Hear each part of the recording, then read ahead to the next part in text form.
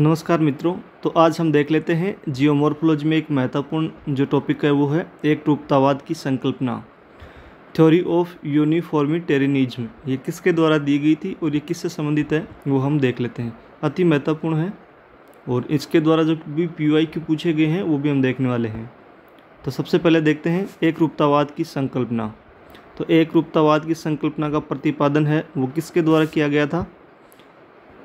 ये किया गया था जेम्स हटन 1785 में। ये जेम्स जो हटन है ये स्वीडिश का वैज्ञानिक था। स्वीडन, आप जानते हैं नॉर्वे, स्वीडन और फिनलैंड, ये जो 3 कंट्री हैं उनमें स्वीडन का भूगोलवेत्ता था और इसके द्वारा एकरूपतावाद की संकल्पना दी गई थी। तो एकरूपतावाद की संकल्पना का प्रतिपादक कौन है? तो ये है जेम्स हटन। कब दिया गया? 1785 में। इनकी पुस्तक का क्या नाम था? Theory of the earth. तो सबसे पहले आपको क्या याद रखना है? एक तो एकरूपतावाद की संकल्पना है वो 1785 में जेम्स हटन के द्वारा दी गई थी। एक बात ये याद रखना है। दूसरी याद रखना है कि इनकी पुस्तक का क्या नाम था। इनकी पुस्तक का नाम था थ्योरी ऑफ द अर्थ। अब देखते हैं कि एकरूपतावाद की जो संकल्पना ये क्या कहती है। तो ये क्या कहती है कि जो भी भौतिक प्रक्रम, जो भी भौतिक प्रोसेस और जो भी नियम जो आज कार्यरत हैं वे ही पूरे भूगर्भिक इतिहास में कार्यरत रहे हैं। मतलब जो भौतिक प्रक्रम और नियम आज कार्यरत हैं पूरे भूगर्भिक इतिहास में, अर्थात प्राचीन काल जो था उसमें भी वो कार्यरत रहे हैं। यद्यपि यह आवश्यक नहीं है कि इनकी तीव्रता के साथ जैसे वे आज कार्यरत हैं रहे हो। इसे एकरूपतावाद का सिद्धांत कहते हैं। तो आपको थोड़ा कम समझ में आया होगा तो मैं आपको समझा देता हूँ। जैसे ये कोई पृथ्वी है और पृथ्वी के ऊपर जैसे कोई भी स्थलाकृति निर्मित होती है तो उस स्थलाकृति को इंग्लिश में बोलते हैं लैंडफॉर्म। और कोई भी जो लैंडफॉर्म निर्मित होती है तो उसके लिए क्या कार्यरत होता है? कोई ना कोई भौतिक प्रोसेस, कोई ना कोई जो फिजिकल प्रोसेस है वो उसके लिए कार्यरत रहती है।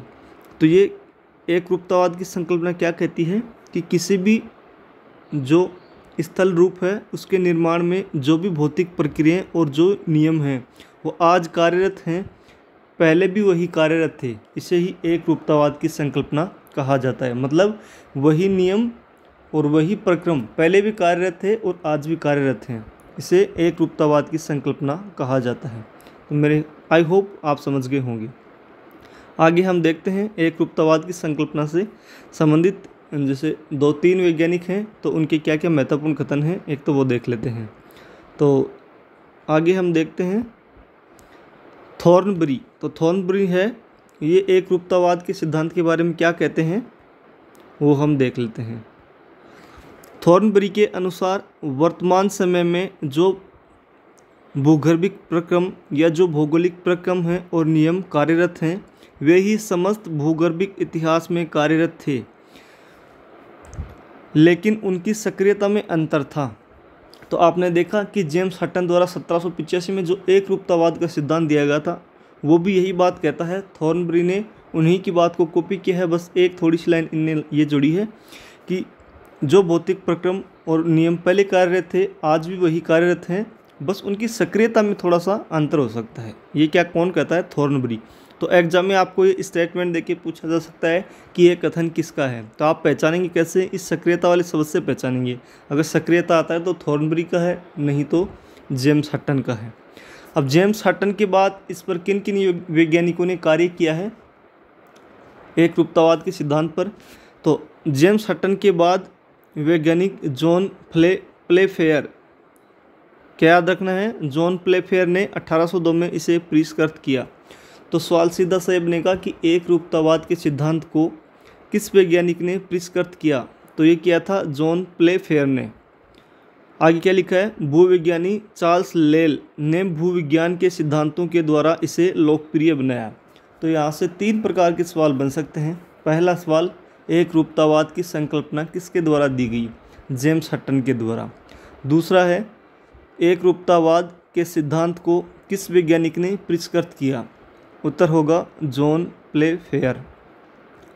अगला क्वेश्चन बनेगा, किस भूविज्ञानी ने एकरूपतावाद के सिद्धांत को लोकप्रिय बनाया? तो उत्तर होगा चार्ल्स लेल। एक सवाल ये भी बन सकता है, निम्नलिखित में से किस वैज्ञानिक ने एक रूपतावाद के सिद्धांत पर कार्य नहीं किया? और आंसर होंगे जॉन प्लेफेयर, चार्ल्स लेल, जेम्स हटन और हटिंगटन। ऐसे 4 ऑप्शन दे देंगे। तो इन तीनों ने कार्य किया है, हटिंगटन ने इस पर कार्य नहीं किया है। तो अति महत्वपूर्ण है, याद रखें। अब हम आगे देखते हैं कि इससे कौन कौन से सवाल है वो प्रीवियस ईयर एग्जाम में यूजीसी नेट वगैरह में पूछे गए हैं, वो हम देखते हैं। तो आगे आप देखें, इससे पहले हम देख लेते हैं जेम्स हटन के जो महत्वपूर्ण कथन हैं वो देख लेते हैं। ये बहुत ही महत्वपूर्ण है और यहाँ से 100% यहाँ से सवाल बनते हैं।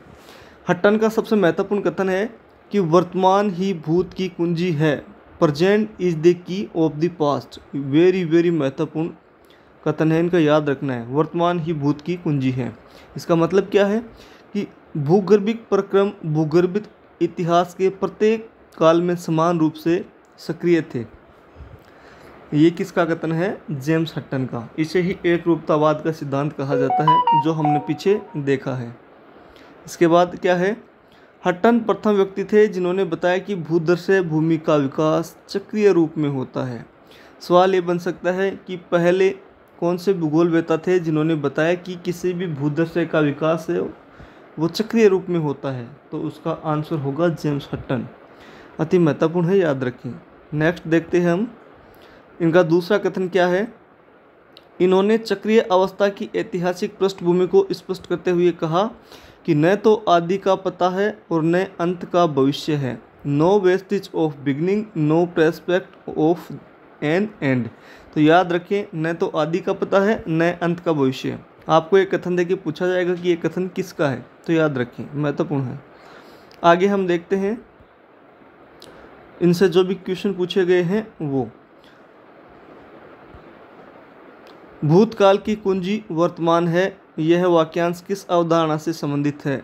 समस्थिति, पटल विरूपण, पट्टिका विवर्तनिक और एक रूपतावाद। तो अभी हमने पढ़ा है एक रूपतावाद की संकल्पना, जेम्स हटन के द्वारा 1785 में दी गई थी और उसी के बारे में जेम्स हटन ने प्रसिद्ध कथन दिया है कि भूतकाल ही वर्तमान की कुंजी है, ऐसा कथन दिया है। तो ये क्वेश्चन पूछा गया है यूजीसी नेट 2018 में। अगला जो क्वेश्चन है वो है वर्तमान भूत की कुंजी है, ये कथन किसका है? यह कथन किसने दिया है? अभी हमने पढ़ा था। क्या पेंक ने दिया है? नहीं। क्या डेविस ने दिया है? नहीं। क्या रेडजेल ने दिया है? नहीं। क्या जेम्स हटन ने दिया है? बिल्कुल। 1785 के अंदर एक रूपतावाद का सिद्धांत दिया है और उसी के बारे में कथन है। उत्तर नंबर 3 इसका सी हो जाएगा। ये MP असिस्टेंट प्रोफेसर 2018 में हुई है, उसमें क्वेश्चन पूछा गया था। आगे हम देखते हैं, अगला जो क्वेश्चन लिखा है ये अति महत्वपूर्ण है, थ्योरी ऑफ द अर्थ। अब आप मुझे बताएं कि थ्योरी ऑफ द अर्थ पुस्तक है वो लिखी किसने थी? जेम्स हटन ने। तो उत्तर नंबर 2 इसका बिल्कुल सी हो जाएगा। UPTGT 2021 में क्वेश्चन पूछा गया है। तो ये थे दोस्तों एक रूपतावाद के सिद्धांत से संबंधित कुछ महत्वपूर्ण कथन, पुस्तकें और कॉन्सेप्ट। याद रखें, यहाँ से क्वेश्चन बनते हैं। धन्यवाद।